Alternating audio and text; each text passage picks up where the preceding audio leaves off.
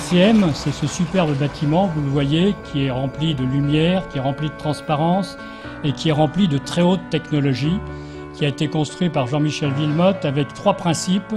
Premièrement, c'est l'échange. C'est en effet dans le partage que les progrès se font. Il faut que les chercheurs se décloisonnent et parlent entre eux. C'est deuxièmement la flexibilité architecturale. Qu'est-ce que sera la recherche dans 5 ans, dans 10 ans?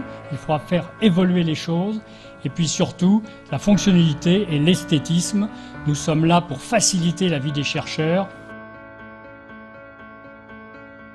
L'Institut rassemble des cliniciens et des chercheurs pour aller du fondamental jusqu'à la recherche clinique, pour comprendre le fonctionnement du système nerveux et pour développer les traitements du futur pour les maladies qui affectent le cerveau et la moelle épinière.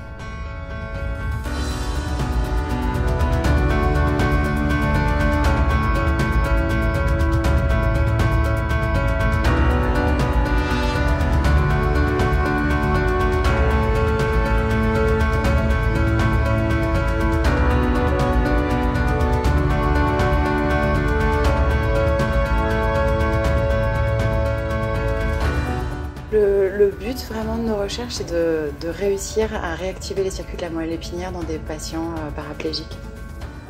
Pour moi, ce qui est vraiment attirant et ce qui m'intéresse beaucoup au travail à l'ICM, c'est vraiment la diversité des chercheurs qu'on y trouve, les plateformes qui nous permettent de faire des recherches du plus fondamental, moléculaire, cellulaire, vers le plus cognitif en fait, et l'interface avec les patients.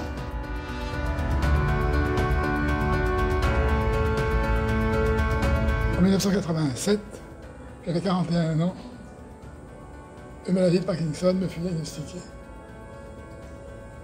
J'en ai 67 et je vis très correctement. J'ai eu la chance de bénéficier d'une opération de stimulation cérébrale profonde à l'hôpital de la Pitié-Salpêtrière à Paris. Faites comme moi, rejoignez et soutenez l'ICM.